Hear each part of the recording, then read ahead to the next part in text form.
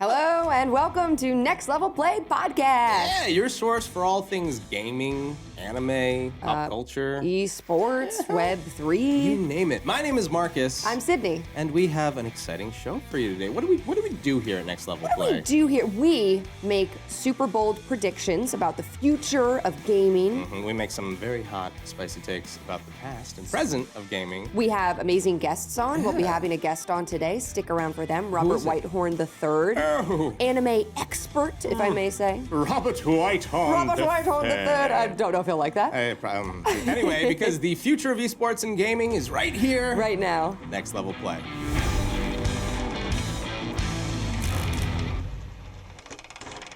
Who's your little friend there? Marcus. Phone home. Marcus.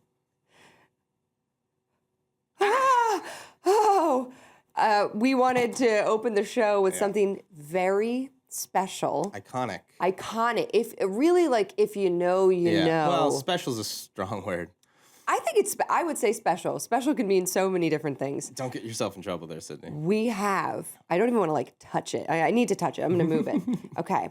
We have the Atari ET game that they tried to bury, that they tried to take away from us. That's right. It's E.T., the extraterrestrial Atari 2600 game. This is insane. Infamously one of the worst games of all time. For many years was considered the worst game of all time because of it. Literally, It sold nothing. It crashed the industry essentially. It was the biggest failure that right after it, the Atari industry and the video game crash of 82, I believe, 82, 83.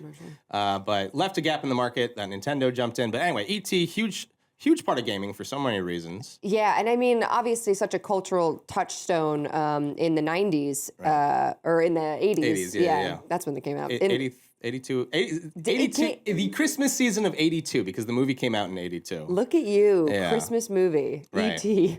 But this game, if you don't know, this game specifically sold so poorly that Atari took supposedly all the games, like they were dead stock, took all of them and buried them in a landfill that was discovered later. Like there were photos. A rumor. Yeah, it was a rumor, and they were like, "That's the stupidest thing I ever heard of." Yeah. Then they found it. Real. They dug it up, and truly, it was just like cartridges, and like obviously ruined because they were buried in a landfill. There were boxes too, but it was not in condition like this. Yeah. So we came in, and our director and producer Chase was like, "Take a look at what we got."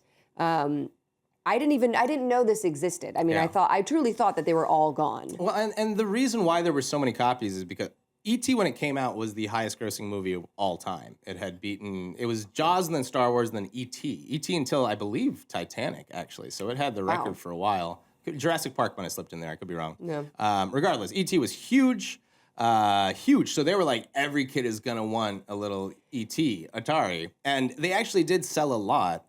But so many got returned, and then there was so much inventory in the back that's why there were just so many copies that they literally buried them. Let me tell you. It's like the SpongeBob episode where they're burying the money. Oh yeah, good reference. Let me tell you the premise, and you decide if this appeals to you gamers out there. Straight from the back of the box with the dad from Haunting of Hill House on the front. What? Oh, you're right. Oh my gosh, the child actor was the dad? Oh, he was an E.T. Was he? Yeah. No, same guy. It is. Oh my gosh. I just put that together. Henry Hillers? No, that's Goodfellas. Anyway. Here we go. Here's the premise. See if you would love to play this game. Ouch! Don't know what. Is that supposed to be the zap? I don't. Ouch! It's the way he cuts his hand on the razor blade. Ouch! E.T. is lost on Earth and wants to get home. Help him build an interplanetary telephone to call for assistance before his energy runs out. But beware of government agents and curious scientists who will sap E.T.'s precious energy before he reaches his goal. You made me very uncomfortable the way you said curious scientists, I gotta be honest. Those curious scientists are getting in the way of E.T.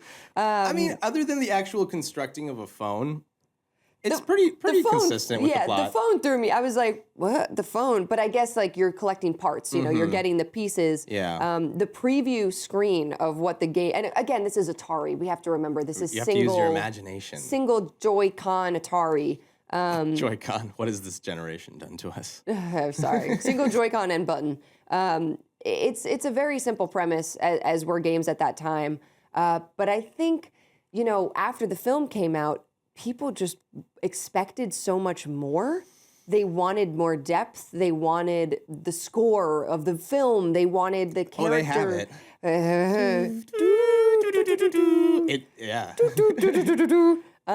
They wanted the depth of the characters and like the relationship, and it's such a flat game. I'll defend it. Okay. E.T. I will defend because take the stand. E.T. games, Atari games back in the best ones. Your Yars Revenges, Pong. Yeah, and of course your Pongs and your Asteroids, your arcade ports. But then there was stuff like I believe it was Berserk, and then there's some great games on the Atari, but they're all single screen or mostly single screen, kind of twitchy action reflex, very simple.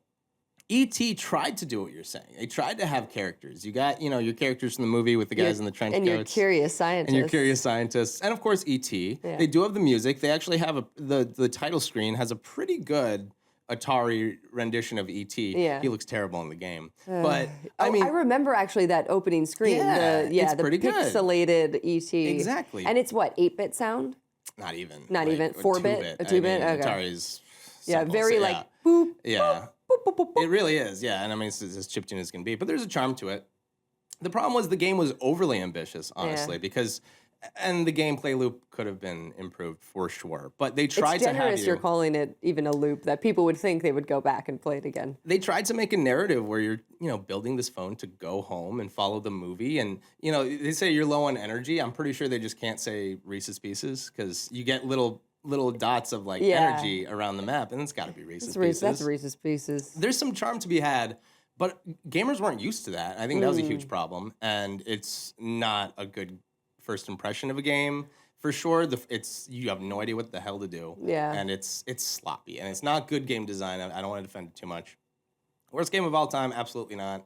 And they tried, and they fell flat on their face. And the problem was they needed to play it safe on the gameplay side if they wanted this to sell, and it would have sold gangbusters if they did. And then they even tried to literally bury it, and yet Risen, it's come back. We have it in the office. How did we get it, Marcus? That's a great question. It was actually quite the story, which you can find out through the new ESR show Inside Retro Gaming. Yeah, which they filmed at in Long Island at the Retro Gaming Expo. And who hosts it? This is also the 16-bit edition, by the way, as it's the sequel. The squeakquel to the 8-bit edition. Yeah, because my voice cracks. Hosted by Samurai, who I have my problems with. But as a host, you couldn't ask for someone more enthusiastic and passionate. And it's going to be a great opportunity to learn more about E.T. and a lot of other retro games. A lot of other retro games. Not many retro gaming expos exist, and it's because, you know, we've lost a lot of what these games are. We literally don't have them anymore. So it's super cool that we now have this in the office, a relic. And check out that show on ESR. But stay tuned on our show because we have a lot more we're going to dive into, including something that I want to jump to. Yeah, I want to change it up. I want to change up the vibe. I'm gonna put. I'm gonna take my coffee back. I'm gonna bring it back home. Yeah. Bye. I thought you were just gonna throw it. That's the joke. No, Marcus. It's old and valuable. Marcus, no. Yeah. I want to bring up another beloved. I hate to even bring it up because I know we're just gonna yuck everybody's yums and complain. Not necessarily. I want to bring up Harry Potter. Okay. A very contentious sort of topic in today's time because of the author, J.K. Rowling. I wasn't like a Harry Potter person. I don't have like the tattoos. Sure. Yeah, me neither. But it meant a lot to me as a kid, and it was my first foray into like fantasy novel. You know, that's what got me into like Tolkien and like jumping into bigger books as a kid. It got me into reading. It got me into reading, I mean, for a lot of kids. We're at the perfect age where I was basically preschooler when the first book came out, and in high school when the last book dropped, which Yeah. is like it was super cool. And or high school or late middle school, regardless, like it was inescapable, and especially the movies. The first movie came out when I was, I think, 7. Oh my gosh, we used to line up I at was the obsessed with that theaters. movie. We used to dress up. Midnight showings. Yeah, the midnight showings. We'd put Yeah. on like cloaks. We'd all be standing outside like, yes, yes, yes. Right, We were so young. We're in that interesting age group where we weren't old enough to read yet. We kind of grew up with Harry a little bit, though. We did. Yeah. Yeah, we did. Similar. Maybe if we were 5 years older. I remember though the first book, for example, before I read it on my own, my dad read it to me. Same, yeah. And he so cute. used to call Hermione, because the movies weren't out yet. Mm-hmm. He called Hermione Hermione because no one knew what that name was. It like didn't exist yet. So the whole time, I think for the first maybe 2 books, he read it to us as bedtime stories, and it was like Hermione, Hermione, Hermione. Then we saw the movie, and kid brain, we got home and we were like, Dad, you wouldn't believe it. They said her name wrong Yeah. in the movie. Same. And he was like, kids, I actually think that's how they're supposed to say the name. We were like, that's crazy. I had the almost exact same Really? story. I think it's Hermione was Hermione, Hermione. It's oh my gosh. The beauty of reading the book before the films even came out, you had your own character ideas. But I digress. Yeah. The point why I'm bringing this up again in, our day and age, there is a Harry Potter series in the works, on the wind. And of course, this brings up the idea of, should this even be happening? With all the controversy of J.K. Rowling, do we need a Harry Potter series? Yeah, and I was like reacting not because I support J.K. Rowling. I absolutely don't. I wasn't reacting that dramatically, but it's impossible when you have a franchise as huge. I wouldn't even call it a franchise at this point. I mean, there's like theme parks. Mogul. It's a mogul. I think that's the best way to say it. It's inevitable. Yeah, it's very Thanos. Books, there's spin-off books, Right. there's spin-off movies. And I'm not one to listen. If boycotting, protesting, I was all anyway. I'm all about it. But personally, it's just something I've been about. I like weird, obscure films and art, and there's problems with people who make art sometimes, a lot of the times, and I really like Michael Jackson's music, and I can't help it. And so I've always just been on the side of being able to separate the art from the artist. Do I feel little pings of guilt sometimes? Yes. But like, I can't stop watching Tarantino movies just because it was made by the Weinstein Company. Like, I just can't do it. So I'm sorry, I'm weak perhaps, but I am able to separate the art from the artist. I think there's also an important distinction too for people that are, very invested in the Harry Potter universe, and it really helped them, There's nothing wrong with that. Yeah. And that's like beautiful and wonderful. And if the idea of a Harry Potter video game excites you because it brings you back to childhood, if a series excites you because it's your escapism, from crummy shit in the real world, do it. There should be no guilt and shame for you, the viewer, to enjoy it. I think supporting J.K. Rowling is shitty. But it's really difficult out there for people, and I think they're dealing with that same sort of like. It's very tricky. Yeah. Because I agree. You want to stand in solidarity, and you're taking a hit to your happiness, and it's small compared to the impact of other people, and it's so I so get that, I really do. But it's also like you don't want one person's kind of hatred to like. That's true too. To further fuck up your you can't. That's I don't know. true You too. know what I mean? I feel like negativity. There is positivity, and like you said, Harry Potter helped me through a lot of dark times when I was a teenager. When I was reading those books late at night, having that escapism, like it meant a lot to me. So and I will say my hope for the series, and I mean, do we need it? No, not really. Yeah. It's the world can do without a Harry Potter television series. Like. I'm curious what direction they're going to go in, whether it's going to be, prequel to like his parents, maybe. Like, we haven't really seen that world too much. We've seen the spinoffs of, what was it, Fantastic fucking Beasts. Yeah, Fantastic Beasts, Griswold, Grimwald. I don't even know the names. It's got to be something super interesting. You can't do just another Harry Potter moneymaker type of thing. I don't think that's going to get viewers because people are going to go, I already don't like associations. I'm not going to watch this.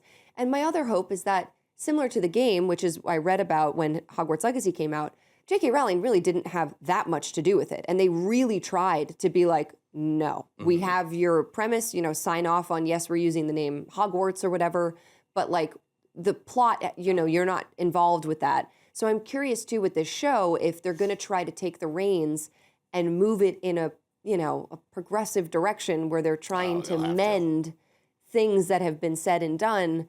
Because there's also issues with the books. I think there's certain things, bad writing, bad takes. I'm hoping that this series could bring favor back into the Harry Potter universe. But my fear is, will it? And will they allow that? Will J.K. Rowling or like whoever production company is doing it allow that to happen? Or will they play it safe and they'll just do, a little cash grab series? I mean, okay, first, do you want Snarkus or do you want... Give me realist. You don't have to be snark, but give me your real down-to-earth take. Yeah, there's a lot of... Well, first and foremost, you said you're kind of surprised this was happening. I'm shocked it kind of took this long. You have a property... I'm surprised it's happening now. Right. Yeah, exactly. Harry Potter Deathly Hallows 2 came out in 2011? So we're almost 15 years out from the last movie. And I know there were other properties. And got a lot of thoughts here. Yeah. I'm just surprised. Harry Potter is such a money-making machine. And I know the rights were kind of being passed around or debated until Time Warner kind of decided, hey, we're going to make these Mac shows, and then now we're going to make the show. They didn't know what to do exactly. And of course, they had, the Fantastic Beasts movies. But that's the thing. It's like, you strike while the iron's hot. I'm shocked they didn't carry the momentum of their Harry Potter books and movies craze. And it's still very, very, very big, but it took this long to make a show. Why now? And why has every Harry Potter property since the books and movies been absolute garbage? That's my hottest take. Yeah. Fantastic. Everyone knows Cursed Child. People hate it. Even really? It's still a very successful Broadway show. Yeah. Is it good? It's bad. Diehard Harry Potter fans, that I know, don't like it. hate the plot. The plot is apparently a mess. Fascinating. And you need to see it live, apparently, and it's a spectacle, and it's great. But it's also it's a 2-part show. Anyway, regardless, weird choice for a Broadway. I get it. England likes their theater. Okay, that was a weird comment. But regardless, strange England choice. with the Globe and their West End. Well, I'm a fucking theater major, and I don't hate theater, but my favorite form of modern theater is WWE wrestling, which I only discovered a few years ago. Hot take. Because that sentence out of your mouth. Listen, okay. Theater was always intended for the masses. All right. From the Greeks to Shakespeare, there was always for the public. Public was supposed to see the art. And theater is so inaccessible. Even a freaking middle school play is like $25 a ticket. That's a lot of money for a lot of people. Yeah. And WWE wrestling, you can catch it on, local channels for the most part. And it is theater for the masses that has a long... Let's go through the list. Okay, sorry. I'm getting... Cursed Child. Garbage. Bad, okay. Fantastic Beasts. First one. Terrible. With the dude who's like, oh, look at me, I'm nude. I'm like, he just looks at the camera like this the whole time, like, I'm a sheepish boy. And it's like, fuck off. It's not interesting at all. I was so not into they should have cut and run instead of making 2 sequels. I read Fantastic Beasts, you get I had two journey. Two guidebooks. I had a Quidditch one and then a Fantastic Beasts one. Yeah, the red and green little books. Yes. I know. Yeah. And if you were to ask me, and I think I've seen all the movies because I think I've watched them all on planes when I've traveled, because that's the only time I would ever watch them. And I think I've seen them all. If you were to ask me what the plot of any of them are, I'm like, okay, I know that Newt's the good guy, and then there's the bad guy. I don't know what's happening or why it matters. I know they're bad. They made this fucking movie about and granted, I get it. I love mystical beasts, but Harry Potter, that's not its highlight. Yeah. And then they tried to pivot, and they're like, okay, let's make this about the backstory of Dumbledore, which is actually interesting. Oh yeah, right. There's that. Yeah, there's the second and third, right? Jude Law is in it. But then they already had this foundation with the fucking Fantastic Beasts. They lost that completely. They were still stuck with it, and it just didn't. It was a mess. It was a fucking mess. And maybe, honestly, maybe it would have worked better as a series if they had tried to make it and had the time to plan it episode by episode, and then you could bring in Dumbledore, for instance, in Rings of Power, which, there's a lot of. I'm glad you brought that up. Yeah, there's a lot of yeses and nos. But for instance, Rings of Power, when Saruman comes in And it's kind of like, who's this? Like, who's this hottie? And then it's like, oh shit, you figure out it's Saruman. Like, oh no, he's flirting with Galadriel. Like, this is so messed up. Yeah. But it was interesting, at least in the newer seasons, when they would bring in characters like that and sort of develop the backstory. That being said, a lot of Tolkien fans have issues with Rings of Power. I completely understand. Including me. For me, I am neither like a diehard Lord of the Rings person. I'm not a diehard Harry Potter person. I like them for what they are. I appreciate different interpretations of the story. I can appreciate the films. I can even appreciate The Hobbit. And I know it's a bad movie, but like I can understand wanting to try to make that. Rings of Power, I can appreciate wanting to make a series. Yeah. That's different than the films, you know? Well, if you have a point to finish, you by know all what? means. I'll put a period on that. I can appreciate it, and I'm not a hater. Period. Is there a hot take behind it? I thought you were trailing. No, my take would be that there's a way to do series in which information is given in interesting ways. There's these sort of like for me, the Saruman stuff was interesting. I thought it was cool. That being said, the Gandalf stuff I thought was bad, was lame and badly done. So I don't know, you can sort of ruin the future. You know, you can ruin, like if they do a series that's a Harry Potter prequel thing, Right. they can fuck up the films by making something canon in the past where you're like, Yeah. that doesn't make any sense. Like this wouldn't have had, like the timeline is off. So people get real wrapped up about that. So it's a real slippery slope. It's a very dangerous game you're playing. And I mean, I love Lord of the Rings. Even The Hobbit? I mean, the book, yes, and the movies I wasn't crazy about, but I mean, the movies and the books, truly love. I had two problems with Lord of the Rings, Rings of Power, when it was announced and a little fleshed out. First and foremost, was they're making it about the elves. The elves are the main characters, Galadriel, and I'm sorry, I love Lord of the Rings. The elves are beautiful. They're majestic. They're powerful. They're so old. They're boring as fuck. And I was like, are you really going to make a show about these? It's going to be boring. Like, we're going to be bored learning. They're too fucking perfect. Like, as soon as the dwarves and the hobbits showed up, I was like, finally, because the dwarves are hilarious and hobbits are great. Like, and I was like, and even wizards are kind of on the boring side. Anyway, regardless, that was my problem. That was my prediction why I wasn't going to get into Rings of Power. And frankly, that's why I didn't like Rings of Power. And there's something to be said too about Galadriel as a main character, because future Galadriel, Cate Blanchett, amazing, wonderful. She's meant to be so wise. Like, she's meant to be so stoic and wise. And to play a younger version, props to the actress, Morfred. She's amazing, Welsh actress, like so incredible.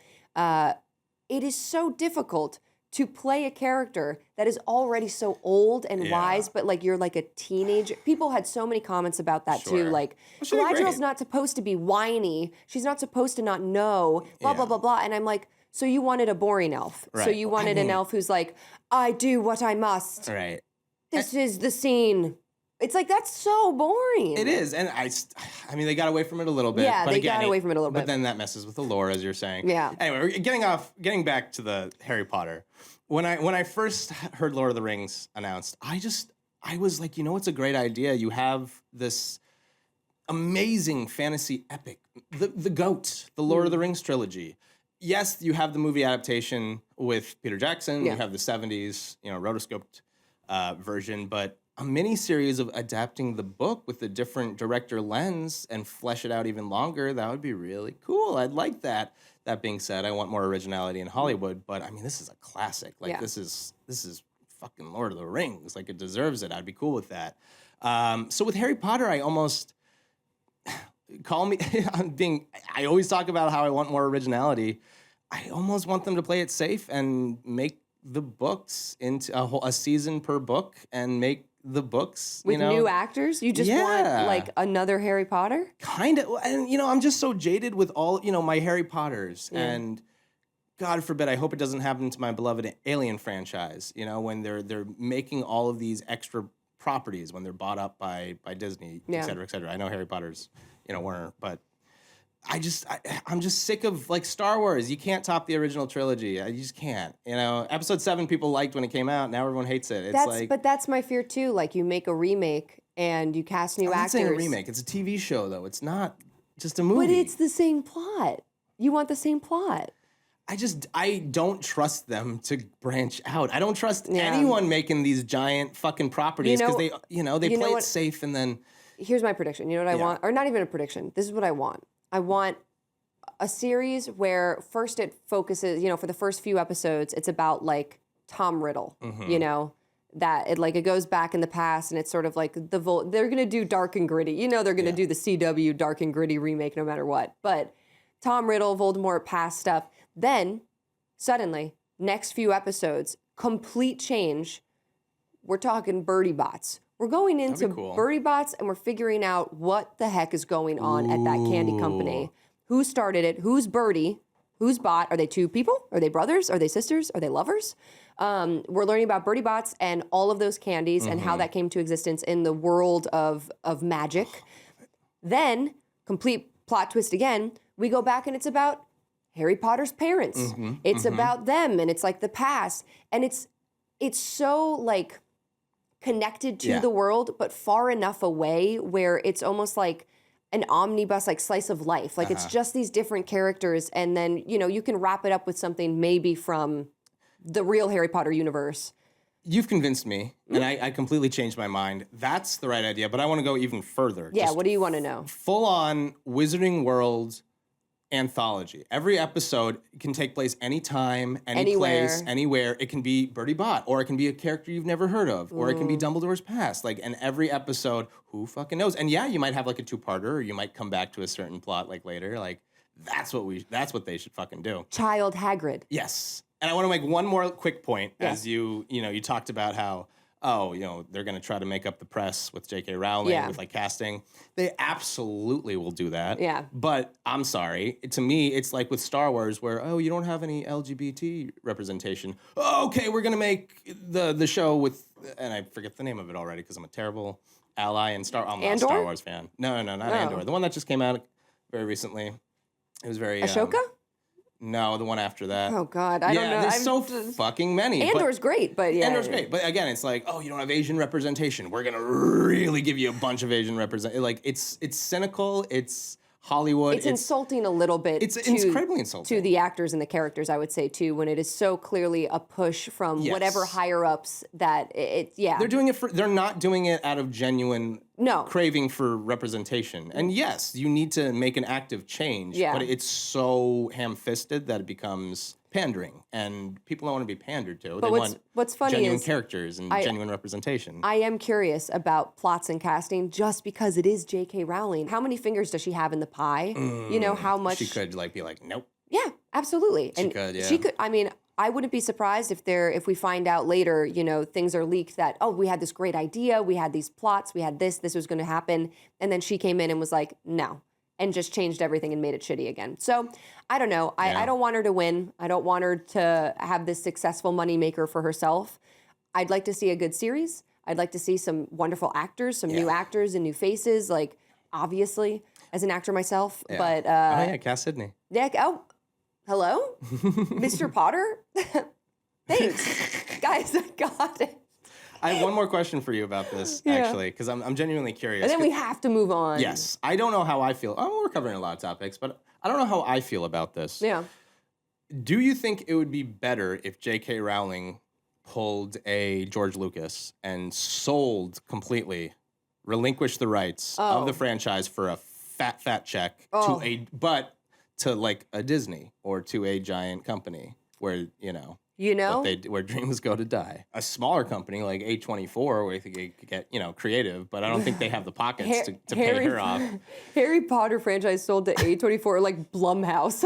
Polyjuice Potion. What would happen? Your parents have never been your parents. You get a cool swaggy Harry Potter online ceramic sweatshirt now because they sold to A24. You have cool Harry Potter gear. I'd be all for that. It's a little bit.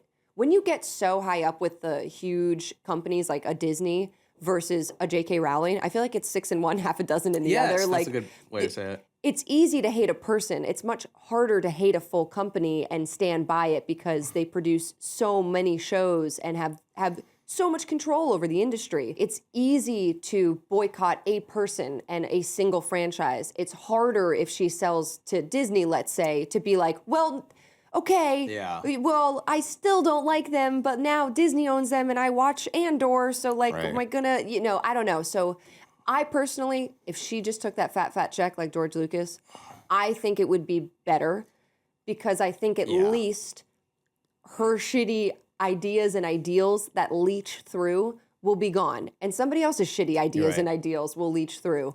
In most cases, I say no, but in her case, especially because what the fuck has she contributed creatively in the last 15 years. The books she wrote too under the pen name and stuff, like they suck. They're terrible. Oh yeah, I even forgot that even happened. She's not a good writer. She's not. She's a children's book author with a great idea and a knack for dialogue. The dialogue in the Harry Potter books are phenomenal. Anyway, sorry. But yeah, so I think personally, if that were to happen for some reason, like let's say this series gets picked up and then it becomes this whole thing, if she were to sell the franchise, I mean, or Universal already has the theme park, I don't think it would be a hard transition to move it to Disney. Like you just take the rides, you just go down the road a little bit in Florida to Disney. And Disney, I'm just using it as an example. And I mean, Warner Brothers are big enough. Yeah, this is Time true. Warner is big ass. I mean, this is true.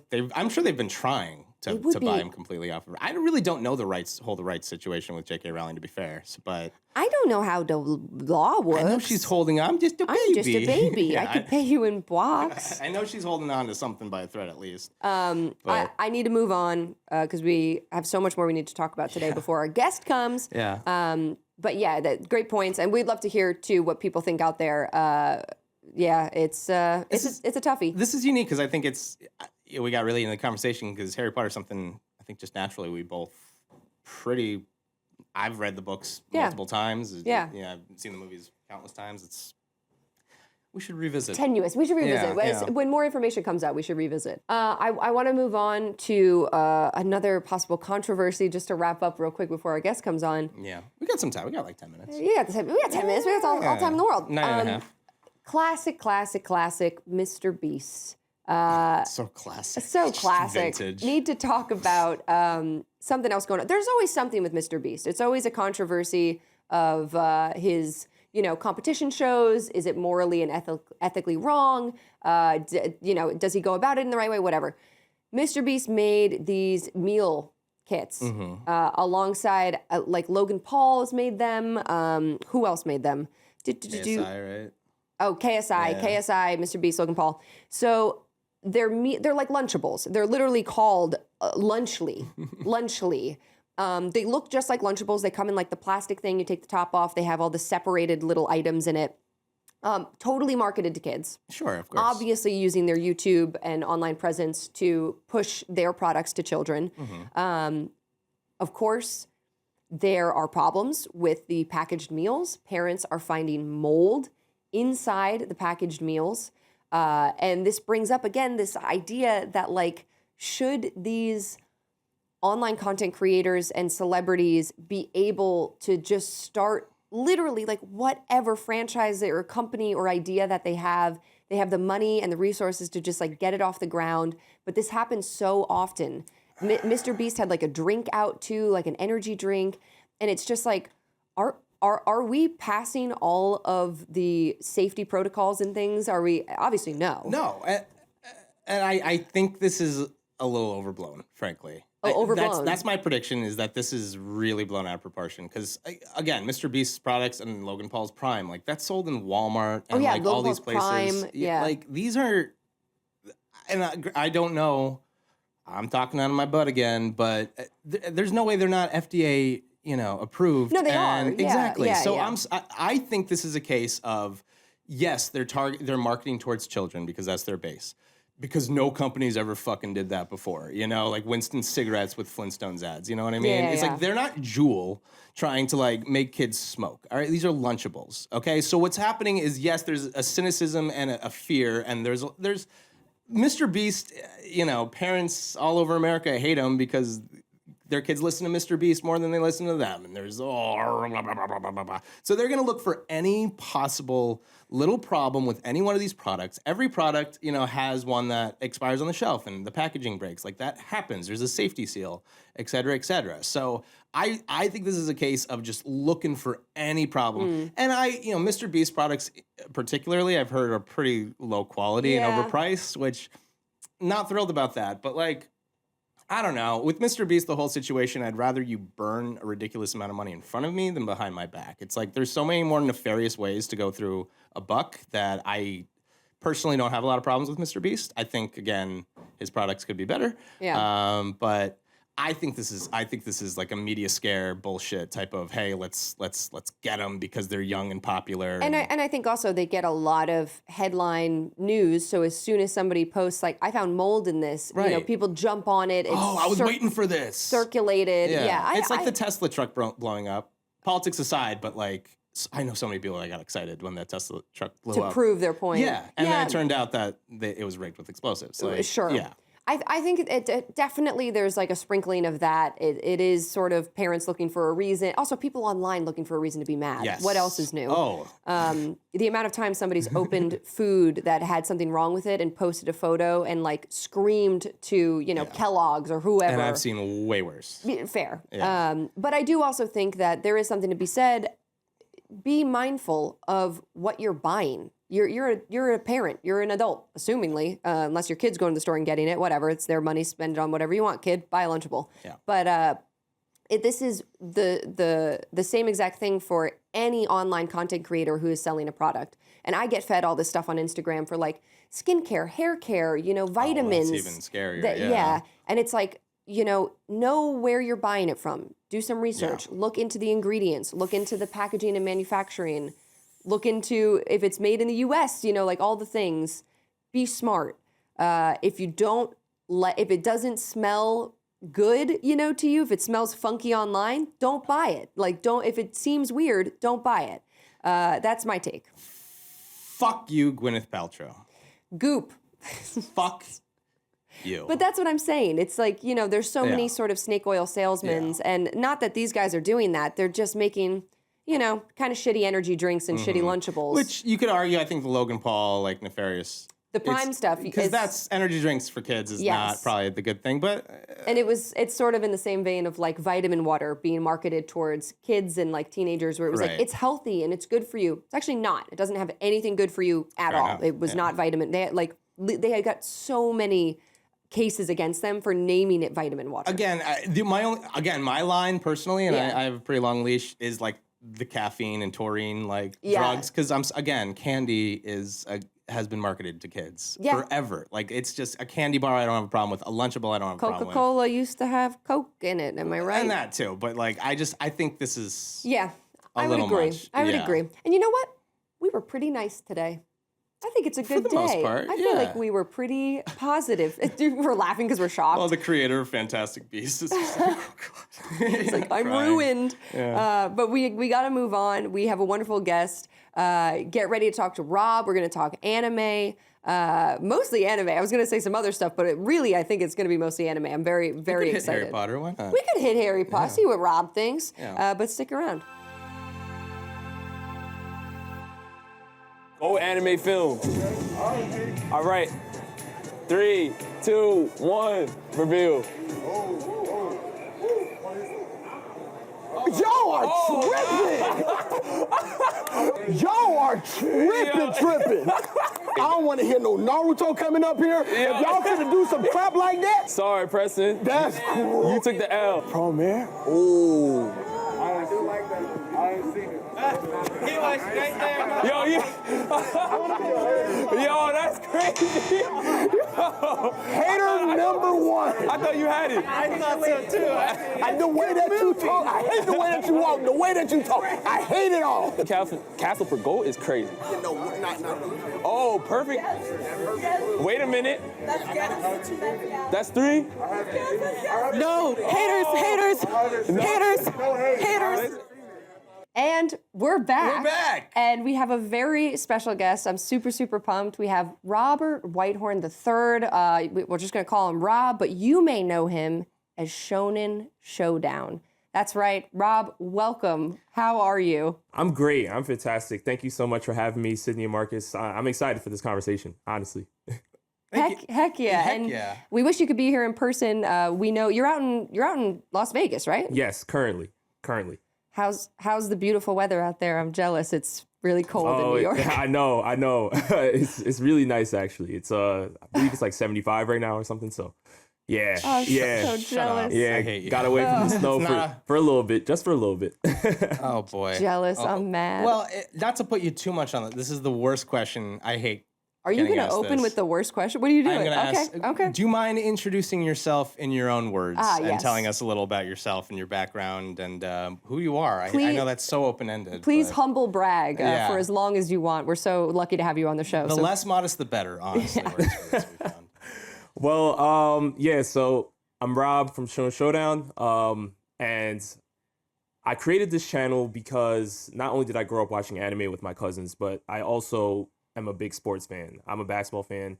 I watched a lot of like ESPN First Take, a lot of sports debates and talk shows, and I kind of wanted to bring that type of energy and that type of flavor to the anime community and sometimes the gaming space as well. We talk a little Mario and Sonic, so we do go there. But just coming from that space and trying to blend those two mediums together, it created Shonen Showdown, and then it kind of turned into something else where ended up doing skits.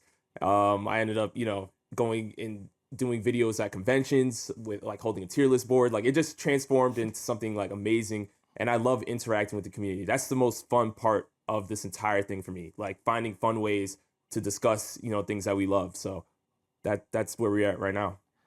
I love that. And Heck yeah. I personally, I'm actually more of a sports guy than I am a anime guy, honestly. I'm movies, video games first, but hot take. a Real little hot bit. take. I mean, when I was a kid, I grew up with my brother Shonen Jump magazines. It wasn't until I got to college that I really kind of got obsessed with sports. Right. Partially because I thought some of my fandoms, I was trying to be like, ooh, cool. I don't know. I was in the wrong mindset. No, and I know it's a shame. But There's a real crossover too, Yes. though, community wise. I don't know, and what you said, like Yeah. Rob, I've seen some of your videos. I think you're very funny, and yeah, like you said, I feel like your brand has sort of morphed, and you do a lot of stuff with like the community and at cons. I love your tier list videos. We do tier lists on the podcast, and it is inflammatory. It makes people angry, or it makes them laugh and like have a great time. But Yeah. how did you sort of transition into that as a content creator, going from behind the screen, behind the camera, and then actively getting out there and being in person? Because it's totally different. I would say like in person interviewing or talking with people, completely different than making like a video essay type video. So do you prefer one over the other, or like where are you at now? So I enjoy doing both, honestly. I love doing talking head videos where I just get, an opportunity to sit down and just react to comments, or sometimes I'll react to like an anime article. But going into the conventions and meeting people is like the best thing. Nothing really beats that, because you're seeing people. You don't really get to see those people in person when they're commenting. Yeah, you understand that there's a person behind the screen, but actually seeing them physical in real life, it's different. It's different, and giving them a chance to participate in a contest or whatever is going on, or they can come and just interact for a video, or they could just meet you and say hi, give you a hug. It's a different feeling. But I enjoy both. I think, so actually even me doing tier lists or anything like that, it's been, these things have happened through collaboration, right? I started out with doing something initially, which was I was trying to do like an anime middle ground version of like Jubilee style videos. And going through there, I was able to meet some creators, and it sparked up us like having like a group and meeting more people. And we started doing a tier list board together. My friend Gabe, actually, Smile Bomb, he's a fantastic creator as well. We did an anime tier list on his channel. And from there, I took the tier list, and I was like, well, let's see if we can do it at a convention. And doing it at a convention, even coming up with the idea was kind of wild, because I was like, well, how will I really do this? Like, how will I have 100 people or whoever comes up actually all have an opportunity to rank it? So I came up with the idea of either giving them an opportunity an opportunity to change one that's on the board already, or they can pick a new character from the bag at random. And from there, it just turned into like an entire thing where everybody was asking, all right, now you just did One Piece, let's do Naruto, let's do this anime, let's do whatever, main characters, side characters, villains, like it just turned into whatever. But I love every moment of it. I love seeing it in real life. It's just a different feeling. And you can see it in the videos itself. It's different interacting in real life. Yeah, that natural passion can't be understated. And I mean, I was cracking up watching them. Like, I go to conventions and stuff, and well, my first thought too was when I saw it was, I don't know what convention you were at, but my first thought was like, how did he get the board in there? Like, how did he get through security? Because you built this, like, it's like a full board with like all of these Velcro, you know, faces of different anime characters, and I was like, he must have had to explain, like, no, it's like for a thing. I'm like doing a thing. Those panel lanyards, they get you a lot of those leverage. lanyards get you in. I was lucky enough to have one time, and you get through a lot of doors that way. Yeah, it's honestly, it's hilarious because it's to a point now where if people see me walking to the convention with the board, they literally start asking me. They're like, "All right, what time are you shooting? Where are you gonna be? What are you doing?" And I'm like, but they're like, "Are you?" They see you on the subway, and they're like, "Are you rolling now?" You're like, "We're not even there yet."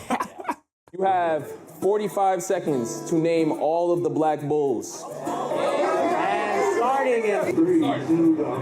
Henry, Gordon, Couch, Phil, Luck, Magnum, Oscar, Yami,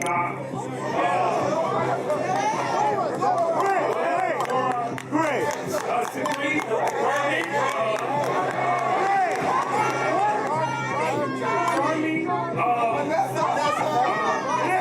Vanessa. Hey, I think that's it. No. A lot more. What's that? Tom. You missed 4 people.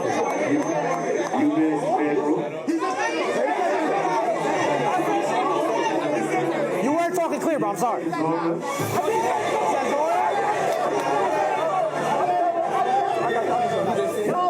can't hear the man. You said Henry? Yeah. He said Magnet. He said Central. Okay. All right, you got a point. We do tier lists every day on this podcast, and we learned very early it's better to not have a plan going in, because having that natural conversation and flowing, you obviously understand that it's so much more dynamic and interesting. And it's like you can see it in your videos built. too. Like you garner a crowd, people start coming over, giving commentary. They're like screaming, like no. They're like lowering Naruto down. They're just going no. But it's great. It's like it's awesome you came up with that, and I didn't realize like it's cool that it came out of collaboration with other content creators and friends of yours, because I don't know, the community is so big, but it's also so small and niche at times. Right. And it's cool to be there for each other, you know, and kind of like spitball and work together. And aside from that, I have to jump into just the straight up anime questions. Okay. And I'm not gonna ask you. You know what? Fuck it, I will. What's currently, not of all time, but maybe currently, what's a top anime that you're rocking with right now or have enjoyed recently? That's a great question. It's a hard question, I know. Or you could, if it's easier to do like of all time, and I we was want going to to get ask what the GOAT nostalgic, was of or the tier GOAT, list that you made, of all. or the GOAT. Tier list that started it all. My personal GOAT is One Piece. I don't think I've ever seen. I think when you're talking about, the Harry Potters, the Game of Thrones, whatever you want to throw in there, One Piece can go up against anybody. I think it's that great of a story.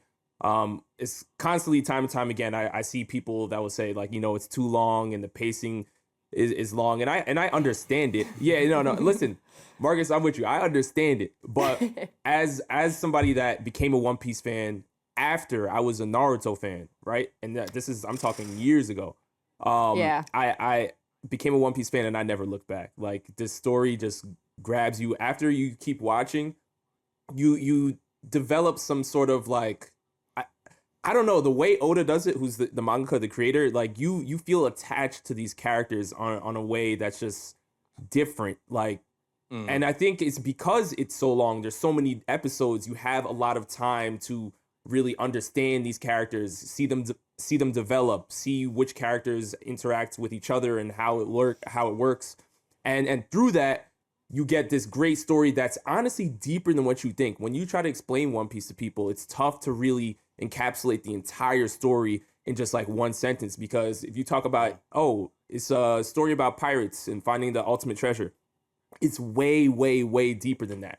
There's so much going on. There's realistic world issues in it. There's political themes. There's war. There's strife and starvation, and it's so much deeper. And it's just like when I'm reading it, I think Oda's one of the greatest mangaka to ever do it. And yeah, it's my favorite story.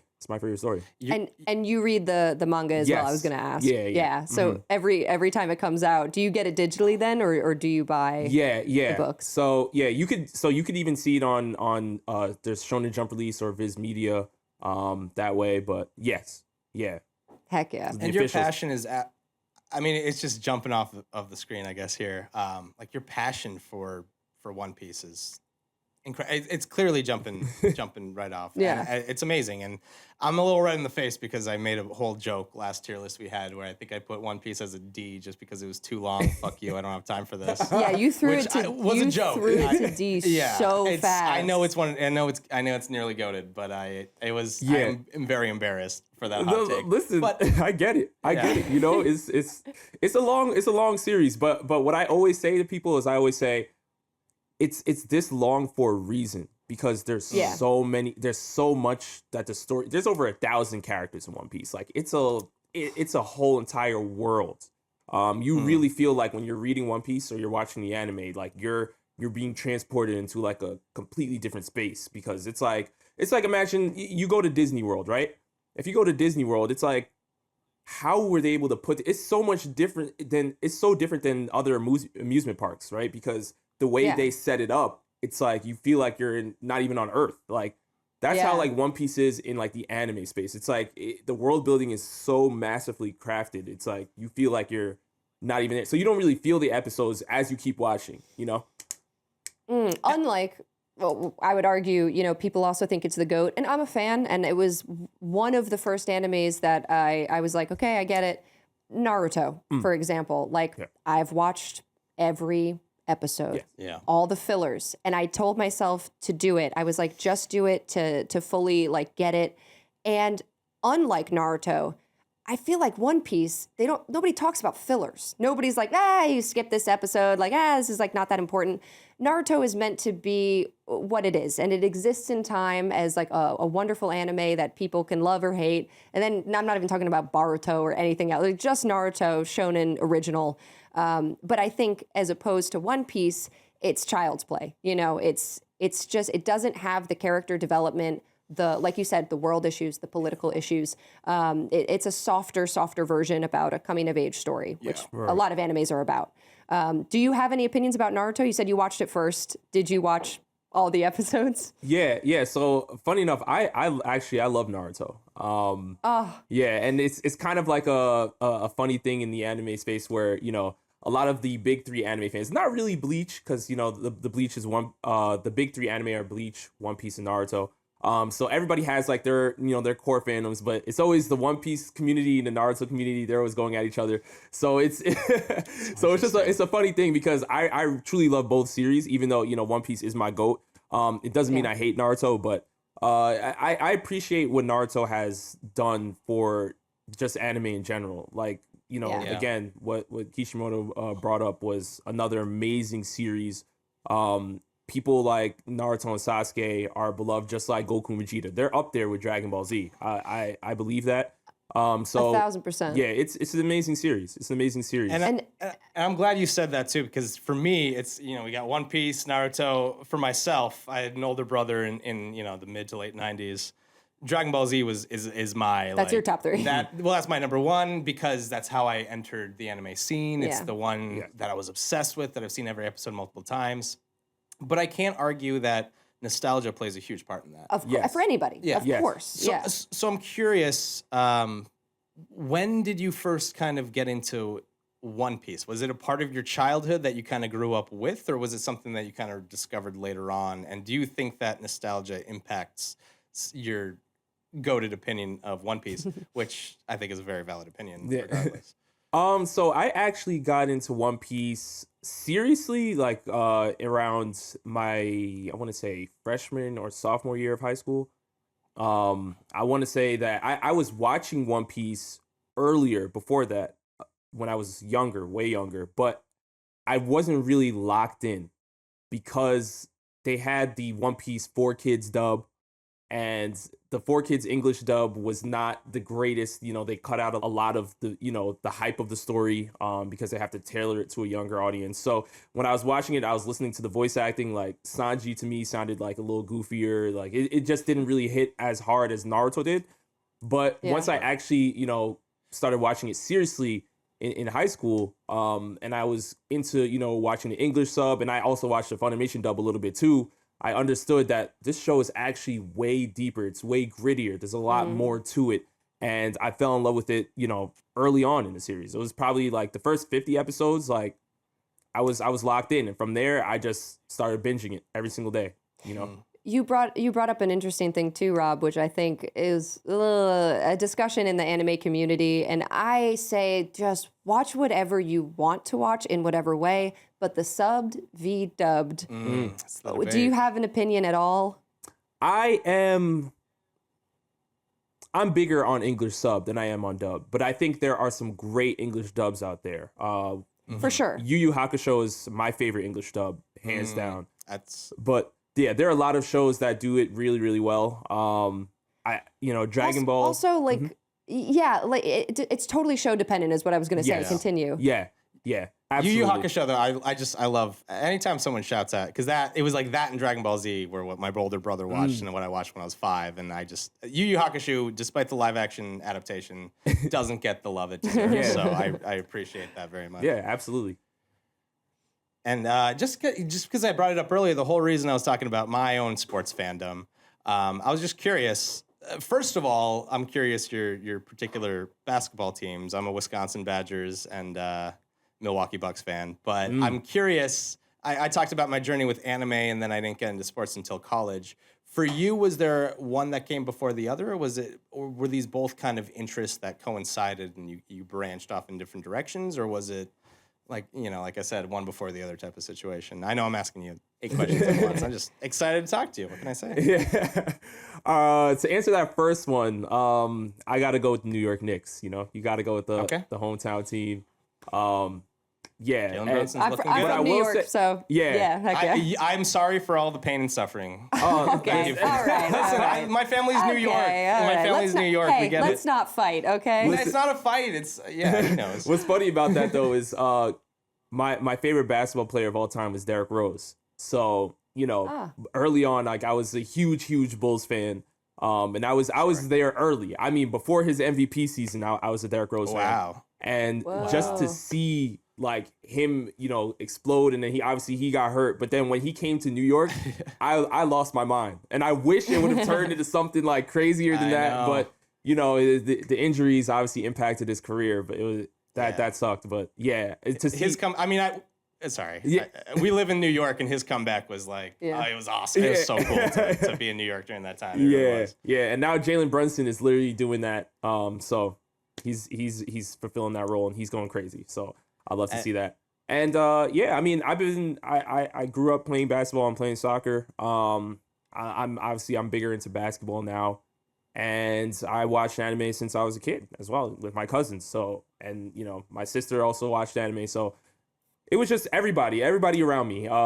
People I went to church with, my friends from church. Like we watched Naruto together. Like I've been around anime literally my entire life, is the best way to put it. Yeah. So it's just, why not talk about it? Why not connect with other people that have had, a similar background or people that are just getting into it now? I mean, a lot of people came into the anime community around COVID, which was one of the craziest things I've ever seen. Blackbeard versus Pain. Oh my gosh. I was not expecting this type of matchup. If you had asked me how Blackbeard would match up against Pain back in, let's say, Marineford, this is a clear Pain stomp. If you're looking at what Blackbeard has access to now, we've seen the armament because S-Hawk did push him a little bit back, but the armament did pop out. We do know that Blackbeard has access to not only the Yami Yami no Mi, but now the Gurgur no Mi as well. So these are two insanely powerful devil fruits. And I think that even if you're looking at any of the paths, if they take a direct hit from Blackbeard's Gurgur no Mi, they're shattering. The only one that would really be hanging with Blackbeard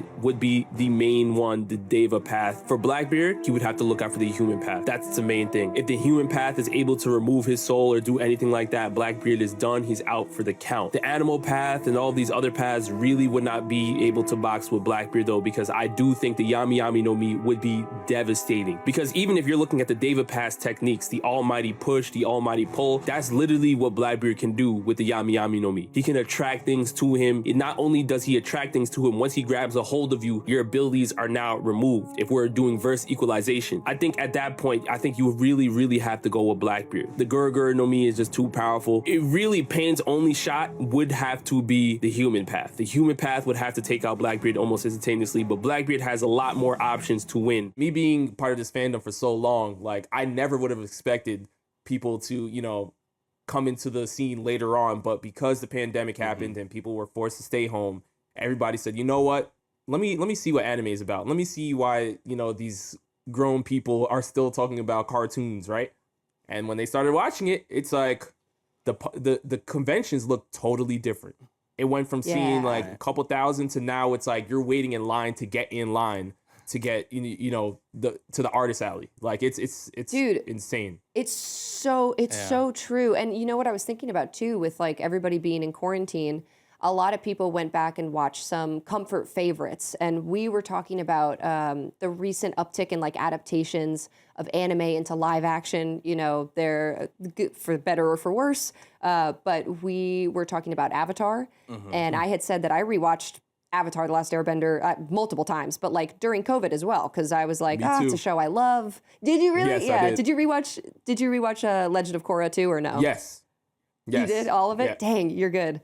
But yeah, so then like this live action comes out, and for some people it's like, you know, out of the woodwork, Avatar live action. And I was like, no, people have been, you know, watching Avatar, raving about it, rewatching. Do you have any feelings on these live action remakes? Granted, again, depends on the show. I know One Piece. Well, that's what I want to hear. His opinion know, on I'm like more than anything. Yeah. I'm afraid to ask. I'm like dipping the toe in with I'll ask. Avatar. But did you watch any of the live action remakes, or does it just not interest you because it's not true anime? Well, One Piece I did. And I think One Piece, they're doing a great job because Oda's actually working in it.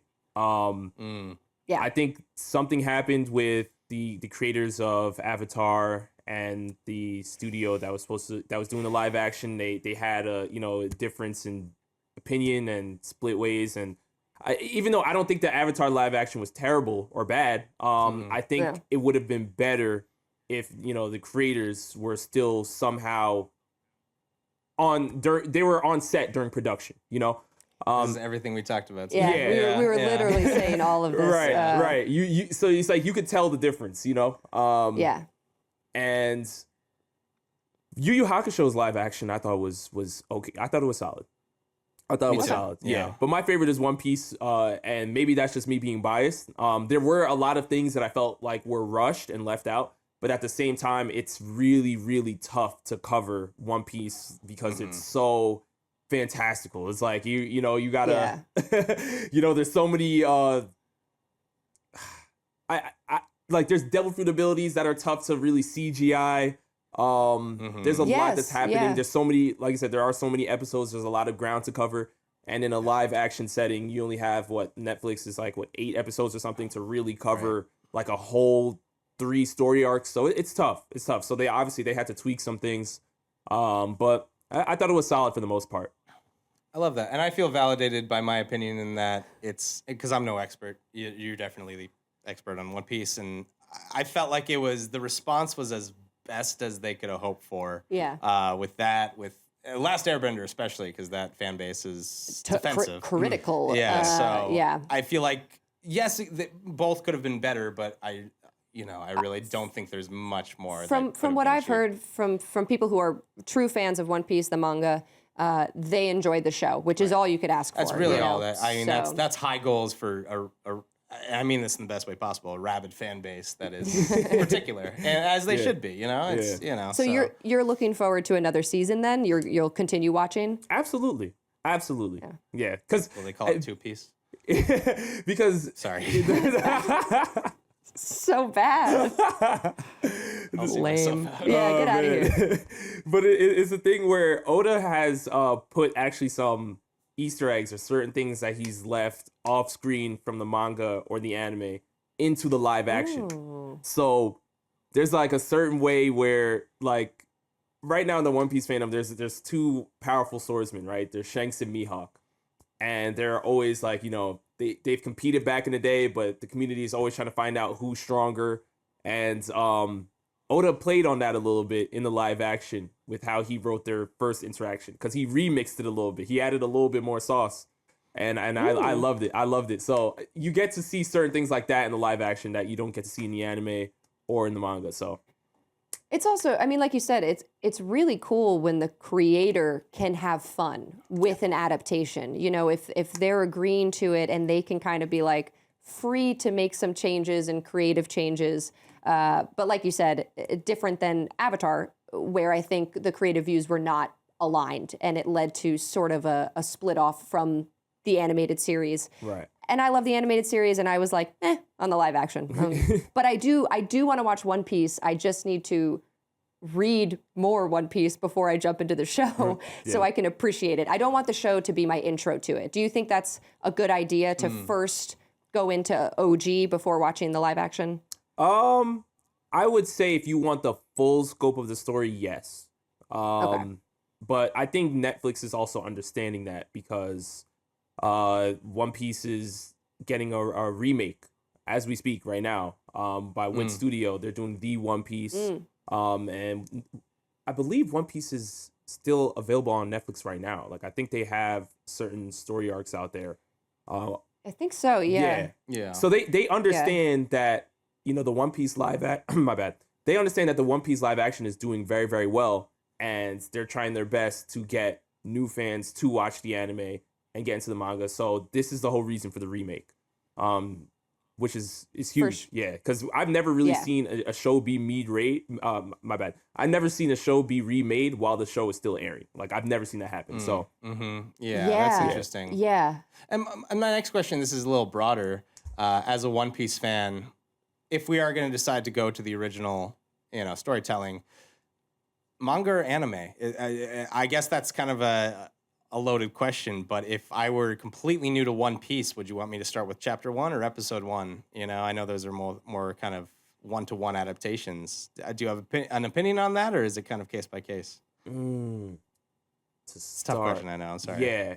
Well, it depends. Like, if you want to get through the story quicker, I would recommend reading the manga. But there's certain things, like the purpose of the anime, right, is to bring the manga to life. So you're talking about there's a lot of beautiful music. There's a lot of emotional scenes that they're powerful when you read them, but when you're watching them, it just hits differently. So I would say if you're going to read the manga first, like, there's still certain arcs where I would say watch the anime or watch key moments from that arc. So at least you could hear the voice actors when they're screaming. Like, it's powerful, Yeah. So if you're like the anime, I love the anime, right? I watch all of it. I'm not going to sit here and lie to you and say, oh, there's no slow parts or it's all good. Like, no, there's slow parts in it. There's a lot of exposition that has to happen, but the payoff is worth it. That's what I would say. The payoff is definitely worth it. And this is something we could have talked about, but we haven't. I think that it's really interesting how we talk about adaptations a lot, as video games and movies, from books, from properties, one to the other. And there's a really unique relationship, I feel, with manga to anime, in that it's just by design, it's as one-to-one kind of an adaptation where they really just take the panels and kind of animate it. It's so intertwined with its source material more than so many other mediums. But I think, Robbie, you make a great point too. Like trying to get people into anime now, older, if you don't have that nostalgia tie to when you were a kid, it's like the animation itself is not all of it. It's the music. It's the scene. Like if you were to pick a frame from like Full Metal Alchemist, and those who know, like you feel it, and you're like, I can hear Orochimaru's like theme song playing, or like Gaara's like theme song. If someone were to like tinkle that on the piano in like a public place, my neck would snap because it's just you get sucked back in. So it's not just about the frames from the manga. No, of course not. There's a bigger translation that happens when you bring it into anime that is so impactful and emotional. But there's less of a risk of so many adaptations. It's always like, oh, the book is better. With anime, it's manga, really one you to don't one. see that as much because it's one-to-one. But at the same time, it's funny you said that because I was going to bring it up. With so many situations, you have the Great Gatsby book. It's going to take you 10 hours to read or an hour and a half to watch. I hope You're it all in doesn't high take you school. 10 hours to read The Great Gatsby. It's I like don't think 300 it's that pages. Is it? I don't think it's that long, Marcus. Regardless, most people get lazy and watch the movie adaptation. I did it in high school myself. Versus reading the book. Whereas I agree with you. I was so glad you said that the manga is like you fly through it a lot quicker, especially like the action scenes. If I'm reading Dragon Ball Z or Dragon Ball, it's like, oh, it goes so quick and you're just flipping pages, where that's going to be stretched out into 8 episodes, with the anime. I think it's such a unique medium in that it's almost the opposite, where watching it takes longer than reading it. Yeah. And partially because it's such a visual. Again, it's so unique because it's, a novel is so different than a graphic novel or a manga. It's almost hard to describe anime specific. It's not just animation. It's not an animated show. It's so specific. There's a question here somewhere, I promise. I have a question. I don't know what it is. I have a question. Yes, Sydney, please. Before we wrap up for this episode, and Rob, we would love to have you back on our next episode. Please say yes. Yes, absolutely. Yay! Absolutely. He said yes. This question before we wrap it up today. Is there a manga out there that you have read that you would love to see made into an anime that hasn't been made yet? Ooh, that's a great question. You're welcome to tease it for next episode. Too, Yeah, you can think now. on it if you want. You can leave them on a cliffhanger. Because it's interesting because most of the manga I read, I'm watching the anime and I'm reading the manga to see what else is out there. But I will say, I read Dandadan, and that was one of my favorite reads. Say more. Yeah, you're on Dandadan. See, Sydney, Yeah, Marcus, you gotta talk. You gotta hop on Dandadan. Yo, Dandadan. We gotta talk about Dandadan on the next episode. I'm down. It's like slowly just pushing up and up and up in my list. So you read that first though? Yeah, I read that before the anime dropped, and I was and I Is it faithful? I think so. Okay. Yeah, I think so. I think the anime is doing a great job. The animation, the fight scenes are great. I think they're doing a great job handling, Momo and Okunu when they have their, their moments, and it's good. It's good. Okay. I'll have to read the manga because I'm having the opposite where I didn't know that it was a manga first. So now I'm like, ooh, I should go back and read it. But that's interesting that you read it first and you'd be like, oh, that's cool that if they made it into an anime and then boom, they did. Yeah, asked and answered. Read the manga. Well, actually, I knew so I didn't know the anime was coming out. But I knew it was coming out, but then I read it before the anime came out because I was waiting for the anime, and a lot of my friends were like, Rob, you can't wait for the anime. You gotta read the manga. I'm telling you. And I said, what? I said, you know what? Fine, I'll read it. And I was like, I get it. I get it now. I understand. I understand it. Oh man.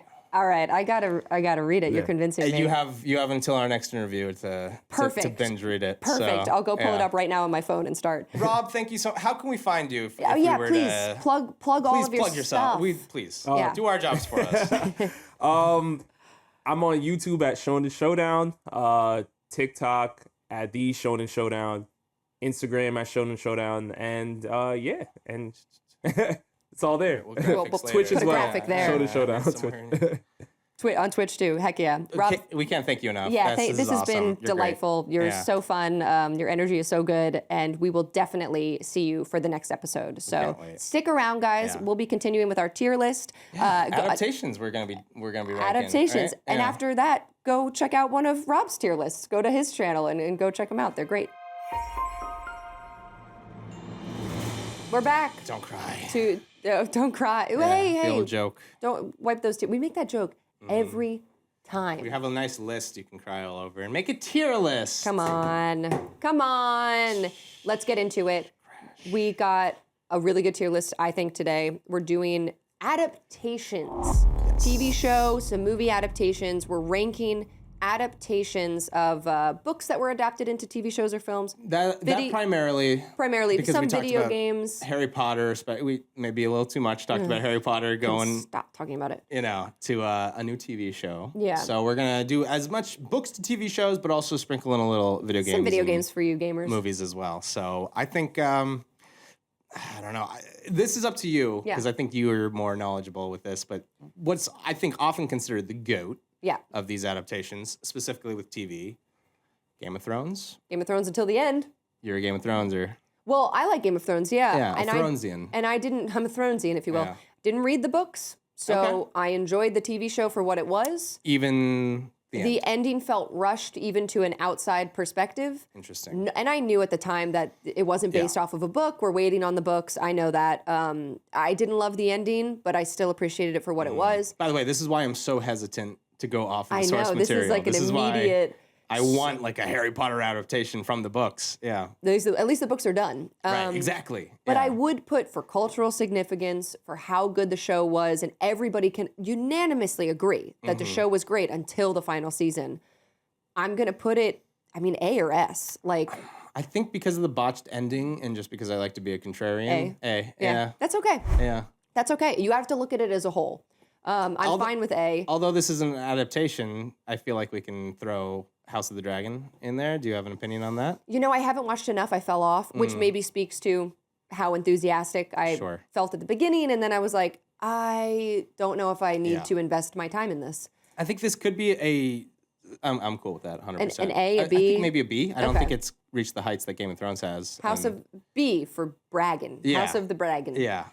Can I throw one in? Please, That yeah, I by all means. really, really love, and they might ruin it soon, so I have to get it in here before then. I want to throw The Witcher into A or S. Simple, and it's a guilty pleasure show, guys. So we're talking the show. It's not the best TV show out there. Yeah. But for how accurate it was to the game, for how Yeah. accurate it was to like the cool combat stuff in the game, Henry Cavill is one of the biggest nerds in the freaking industry right now. And he really cared about the story, really cared about the world building. I enjoyed it for a good adaptation from a good video game. Well, and that's the thing. It was a book that got adapted into a video game first. and a movie, Yeah. right? So for me, and I could be wrong on that, but no, I'm no, pretty sure of that. you're yeah. right, Yeah, you're yeah. right. But can we slip it between House of Dragon and Game of Thrones as like a lower A? Because my only thing was keeping it from a potential S. And I'm not a Witcher guy, so correct me. From what I know and what I've seen and observed, I played a little of Witcher 3. The game transcends the show, does it not? Witcher 3 is better than the Witcher TV show. So I Yes. feel like because of that, I don't think I can put it I'm as in an full S. agreement. I think it's a good adaptation of the book and game. I think the game is still so fantastic Yeah. and wonderful. I'm fine with an A minus. And the fact that it's still an A minus, Is being arguably the third I worst know. of with this Yeah. adaptation and original, I think says a lot. pretty impressive. Yeah. I think because we talked about it, Rings of Power, and because I want to be a little snarkus on this, low C to me. I Yeah. think just overall a very big disappointment. Not a bad show, well acted, gorgeous sets, good costumes, plot bad. Characters. It was just disappointing. Again, why'd they make it about the elves? We talked about it enough. I'm just gonna, low C. I'd like to do possibly a surprise one. Again, I'm on the video game kick. Arcane, Oh wow! which I just finished the second season. Technically, it is sort of the lore behind some of these characters in League. I'm a fan of League of Legends. I've played League of Legends. I thought this was a really fucking cool adaptation. Totally unlike many other video game adaptations I've seen. It is like the past behind who these very well-known League of Legends characters have become and why. Amazing lore, amazing characters, heartbreak. I mean, I cried watching Arcane multiple times, guys. Multiple times. It's an animated show. Okay, I'm an adult. I thought it was so well done, and also a blend, kind of like Into the Spider-Verse. Yeah. A blend of these animation styles, awesome like music, just random, like a song would come in there and I'd be like, using that. Sting singing this one? Sting singing it? You guys got like Sting? coming in. Yeah. So like, I thought it was really great. I kind of want to put it in S. And well, let's put a big asterisk on this because we're talking mostly books, and this is a video game to a TV show, which is a little different. But also, I feel like it does fit with this conversation. I'm saying this as someone who is not a League of Legends fan at all. It does not speak to me one lick. Okay. I think Arcane's an S, if not the GOAT. I mean, as far as video game to like TV show adaptations, it is so tight and good. And I was, as someone who had no interest, critically, pure critic classes, it might be the GOAT. It might be the GOAT for video game adaptations to TV. For people who loved League, also loved it. I can only imagine. I have no idea, but that must have been like, man. Let's throw it in S. We'll put the asterisk on it. I'm cool with that. So let's go back to like books to TV. I think you got to give like one more. Do you know Vampire Diaries at all? Yeah, and unfortunately, I gotta put that in like a high B. I was obsessed with that show. It's such bad TV, Marcus. Is it? Okay. I don't know what you're going with this It's take. so bad, but it's like the good kind of bad in college. Ooh, I got a good D. Give me a good D. A good D that I covered for Leaderboard. Or no, this is Cinematica. Oh, okay. Yeah, way back when. Internal lore. His Dark Materials. Never watched it. Yeah. Is it that bad? It's a mess. Why they made it, when they made it, like 2 decades after the books, the young adult books, and they made this like gritty kind of.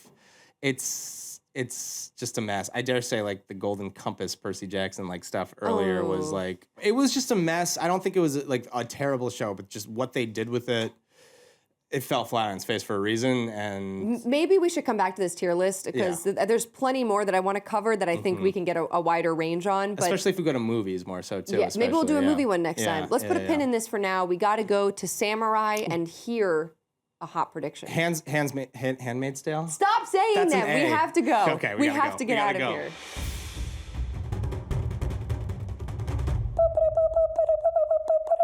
What are you getting on your antenna there, Sydney? What's going on? Breaking news, Marcus. I'm Sydney in the studio at Next Level Play, and we just got word that Samurai, the video game future predicting star, is here in the studio with us. How did you do that?